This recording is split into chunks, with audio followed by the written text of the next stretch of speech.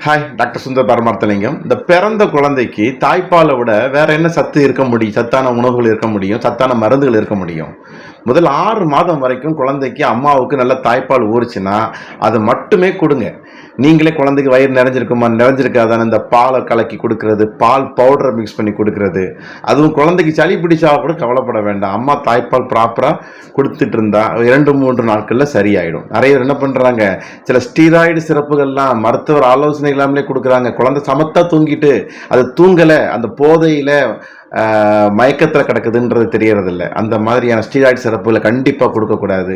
அப்போ பிறந்த குழந்தைக்கு நாக்கில் நல்லது இனிப்பானதாக இருக்கட்டும்னு நாக்கில் தேன் தடவுவாங்க. அதுவும் சுத்தமான தெளிப்பு கிடைக்கிறதில்ல. அதுவும் இன்ஃபென்ட் பொட்டுலிசம்னு ஒரு பிரச்சனையே ஏற்படுது. ஏன்னா அந்த தேனில் உள்ள குளோஸ்ட்ரிடியம் பொட்டுலிசம்ங்கிற ஒரு பாக்டீரியா அந்த மகரந்த தூள் மூலமாக அந்த தேனில் இருக்கக்கூடிய அந்த பாக்டீரியாவானது குழந்தைக்கு உள்ளுக்குள்ளே போகும்போது அது குழந்தைக்கு அதிகமான பிரச்சனைகளை, வயிற்று உப்பு சங்கலை, சில நேரங்களில் ஒரு பலகீனத்தை, தாய்ப்பாலை உறிஞ்ச இயலாத தன்மையை கூட நமக்கு ஏற்படுத்துது. இந்த மாதிரி கண்டிஷன்ஸ் ப்ராப்ளம் வந்துட்டு இருக்கு. அப்போ ஒரு தேன் கொடுக்கறதே பிறந்த குழந்தைக்கு தப்புன்னு சொல்லும்போது நிறைய வீடுகளில் இந்த சீனியை கரைச்சி வாயில ஊத்துறதெல்லாம் கண்டிப்பாக தவிர்க்கணும். இதில் எந்த விதமான நன்மையும் கிடையாது, மருத்துவ ரீதியாகவும் கிடையாது, நம்முடைய பாரம்பரியமாகவும் கிடையாது. அதனால அதை கொஞ்சம் கண்டிப்பாக தவிர்ப்பது நல்லது.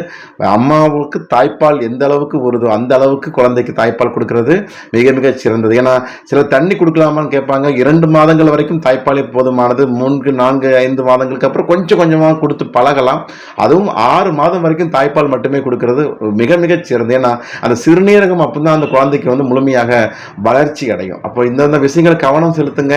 பிறந்த குழந்தைய ரொம்ப இறுக்கமா துணியை போட்டு மூடி வைக்கிறது அந்த குழந்தைக்கு உடல் அதிகமான வெப்பத்தை குழந்தைக்கு ஏற்படுத்தும். அதனால் அதுவும் மிக மிக தவறு.